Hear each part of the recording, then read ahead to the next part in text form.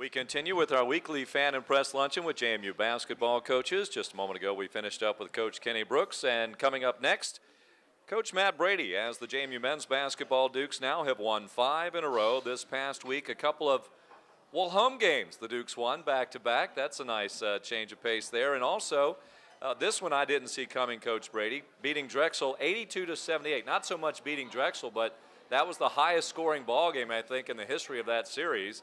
And then knocking off the College of Charleston in a game that was delayed a day after the snowstorm here in the Valley on Saturday. So another good week of JMU men's basketball. Right, no doubt. You know, in the Drexel game, what we could not have foreseen was the fact that they shot the ball so extraordinarily well at the end of the game. You know, 12 threes and a half, and I think 5 straight threes when we just got into a double-digit lead. And to be honest with you, none of them were easy shots. I think in the 5 made threes that they made, I think 4 of them were off the dribble, in transition, not even transition, but against a soft press. They just came down and launched, made some shots, made the game really interesting. And I think that this Drexel team is playing a lot of 4-guard lineup, which is very different from what they've done in years past. It's not an older front court, and it's not as thick and as burly a front court as Bruisers had in years past. So therefore, I think they're playing a little bit faster, and I think that's acquitted them very well. I think they've won some games. In fact, I think they had a 6 or 7 game winning streak, and in large measure due to the fact I thought they were shooting a little faster, playing a 4-guard lineup, and shooting a pretty good percentage. And then in last night's game against Charleston, as I had cautioned my team for a couple days, we were going to play a team that I think is very good defensively. They're very gritty. They're a very tough-minded team. I was hopeful that we would come out with that with a win, because that team has played a lot of those kind of games, 1 or 2 possession games. In fact, I think 6 games, 4 points and less in the league that they've lost. And at some point, I think they're going to get one of those games. I wouldn't want to be their first-round opponent, because I think they've got the ability to win a game.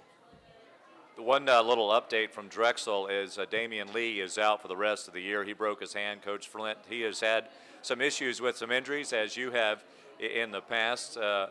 But the College of Charleston game, we go back to that one again. Yohani Dallenberg had a very tough game. And, he was tough and gritted out himself in yesterday's contest. And it was one of those games, too, where he was really good at the free throw line, when at any moment he can be not so good at the free throw line. Yeah, that seems to be the case. I was happy for Yohani. His mother and 2 older sisters were here.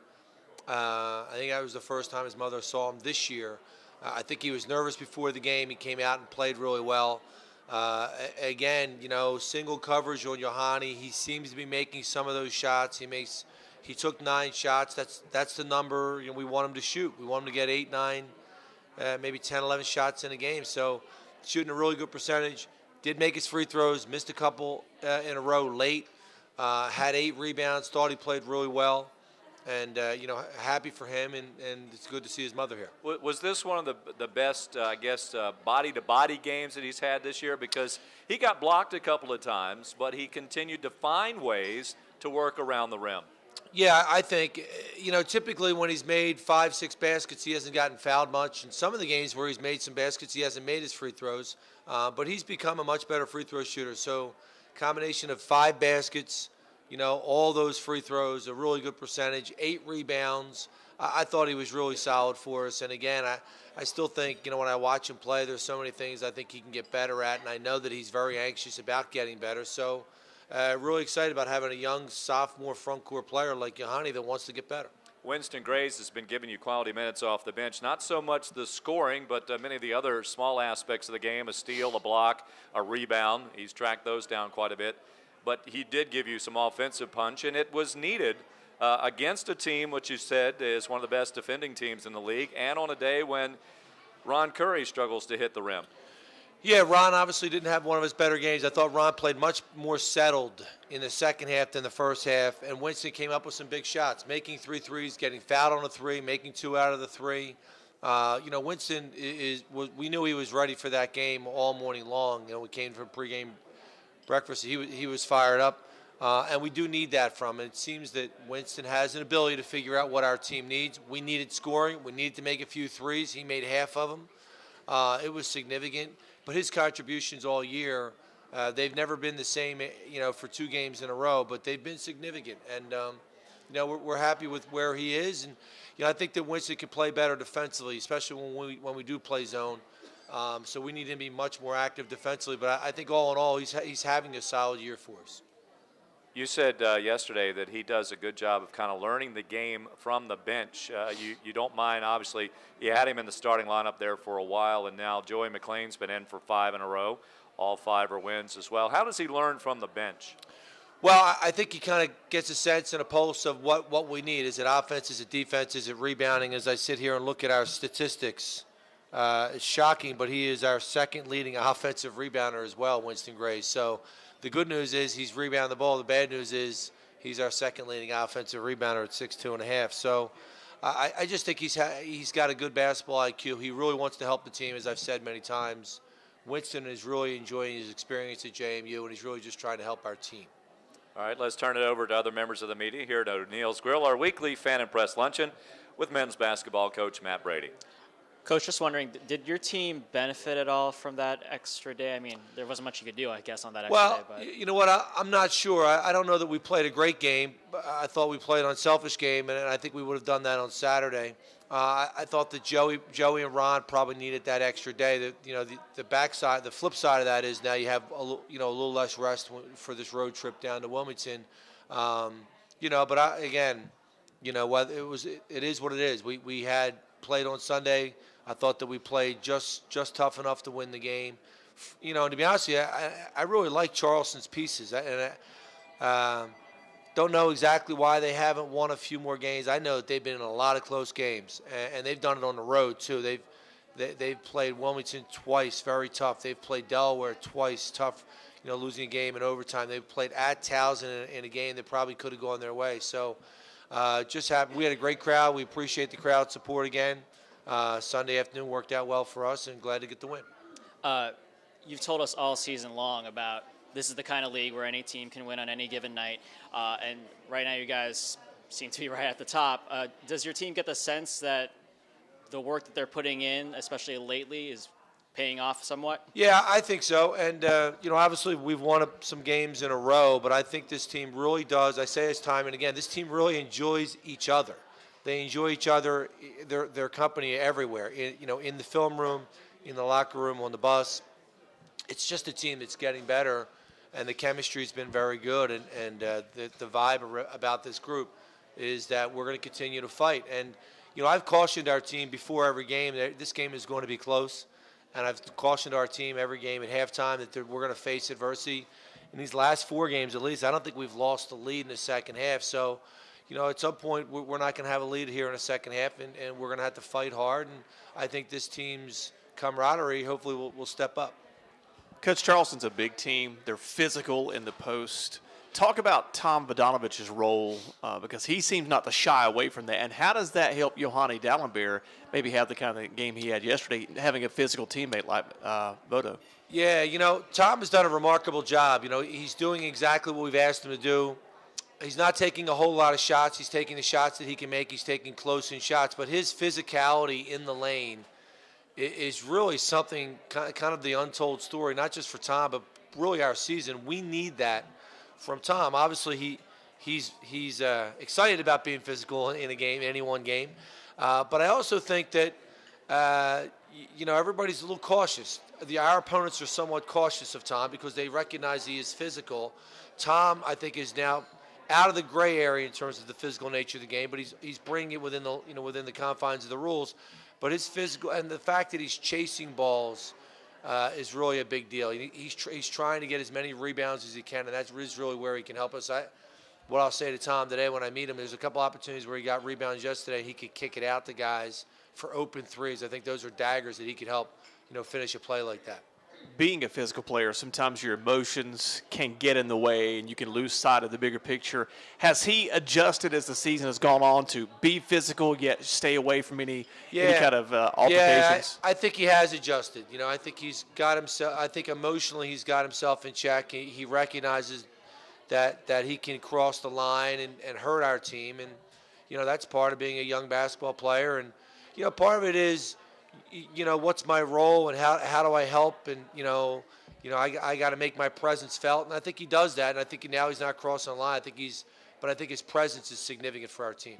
Yohani said after the game yesterday that what they need to do now for Wilmington, number one, is box out better. Yeah. Is that what you think your post players need to do? And have you seen this team start automatically looking from one opponent to the next and not celebrating as much? Well, I think it's instructive that Yohani's talking about blocking out because we've been on him all year. So for him to actually use those words is helpful. And I think he needs to block out, and he's done a reasonably better job in the last few weeks. But I think anytime you're trying to get better, we talk about that every day. We've got to get better. We've got to limit the other team's opportunities. I thought in the last couple games when the other team is absolutely need to stay in the game, they've crashed really hard and they've gotten a few offensive rebounds. But we've gotten better blocking out. Whether we're in man or in zone, we've got to find bodies. And so I think Tom's done a good job of that. Our guards have done a better job of it. We can keep getting better at that.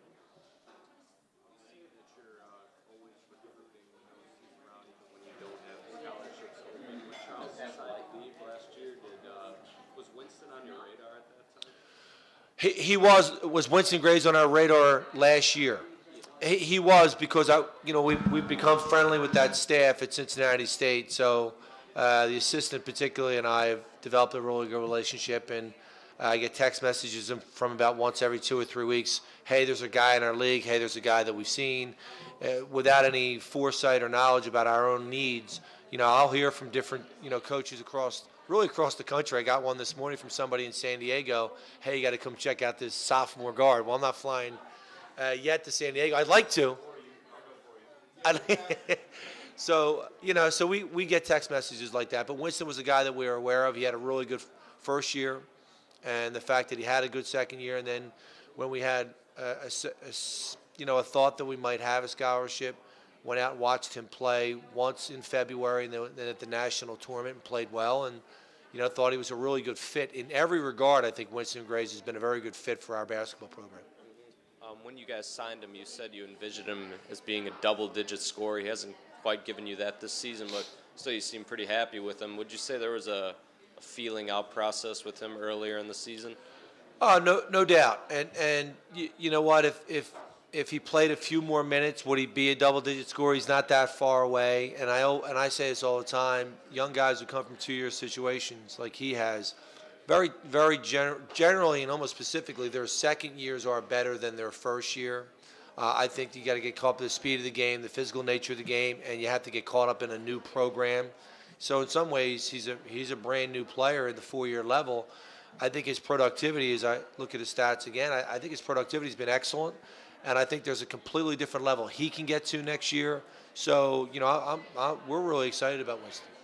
When I talked to his dad a long time ago, he said growing up, he was always the smallest kid on the team, so he kind of had to learn, different ways to become effective on the court. Would you say his basketball IQ is, up there with everybody on your team? Yeah, no, I think his offensive basketball IQ is really good. I think that he's coming from a situation where he's gambled quite a bit on defense, and I still think he's got to learn how not to gamble. He turns his back to people often. He's not the only guy, and we get basket cuts sometimes, and he does, and he's learned that. And then I think he's also never had to block out. He's coming from a situation where, he could go up in the air and battle in the air for a rebound, and he can't necessarily do that, although he's very competitive. I still think guards have got to block out. Everybody's got to block out. And for us to take another jump as a team, not just Winston, but everybody's got to do a better job of blocking out. We're going to keep talking about it. We're going to keep drilling it, and we'll keep doing a better job of it. But, Winston's a very competitive kid with a good basketball IQ. And obviously no seniors on this team. What would you say he's brought to you guys in practice and in the locker room just in terms of intangibles?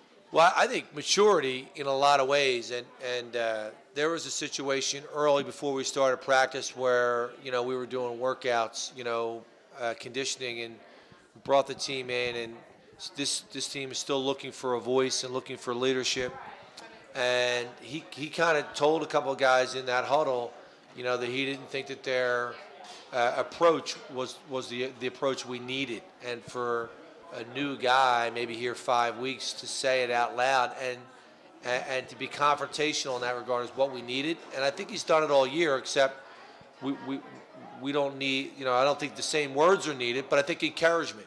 I mean, I think he's been very encouraging. The other thing about Winston is he's gone to the bench. That was not an easy thing.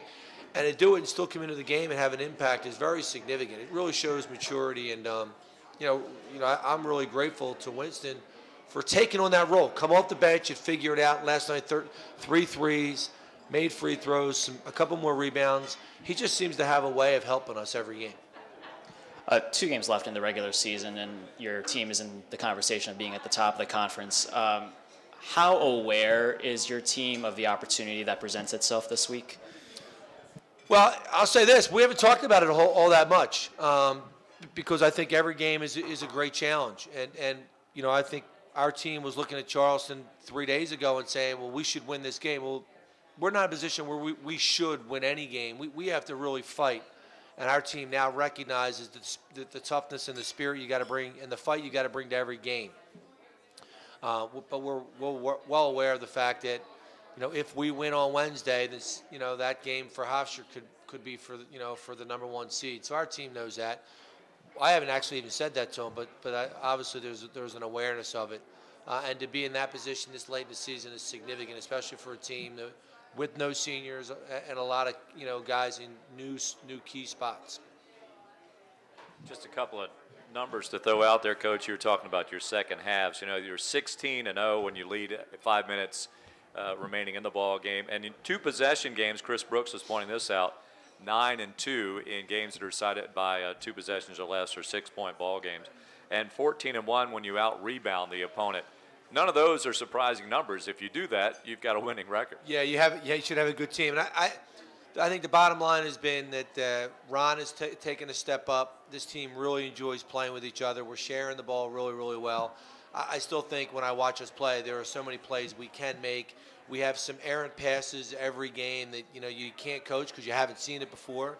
And whether that's the other team pressuring us or just being in different situations. So we're going to have to take care of the ball on Wednesday. We did not play well in that Wilmington game at all. I think there was a 4-minute stretch in the first half where we were solid. We didn't like our approach, but I think we're a much better team now, and we're looking forward to the game. We would anticipate, or I would expect you to anticipate again, that Wilmington is going to press just as they did, the Seahawks did here at the Convocation Center. And not so much, there were 13 turnovers in that game, Coach, but is the concern more of, certainly you want to value the possession of the basketball, but playing at a certain pace? In that UNC Wilmington game, you sped up as a team, and that forces you to take errant shots, which leads to other unfortunate circumstances. Well, there's no doubt that it creates more possessions for them to run. If we had 2 situations in the first half against Wilmington where we could have driven the ball for 2-on-1s and gotten to the rim, and we took threes and we missed. Actually, took 3 threes against their press, missed all 3, and we had a 2-on-1 where we missed a layup. So we had 4 opportunities in the first half, and at one point we're down 23-20 with 4 minutes to go, and all of those plays that happened previous to the last 4 minutes of the first half, and then we ended the half playing very poorly. To be honest with you, that was one of the games where we pointed to and we said we need to change how we start the game and how we end each half, and I think from just about that point, you've won. We've changed, and we've started games better, we've ended halves better, we've started the second half better. All right, the Dukes on the road facing UNC Wilmington. That's Wednesday night. You can hear that game on the JMU and Telos Wireless Broadcast Network. You can also watch it through the Matazone video portal, as it'll be produced by the Seahawk TV network, or video network. And then the Dukes will wrap up the regular season at home next Saturday against the Pride of Hofstra University. Again, that will wrap up the regular season. Then the next weekend, on to Baltimore for the CA Championship Tournament. Coach, thank you for joining us. Best of luck as you wrap up the regular season. Thanks, guys.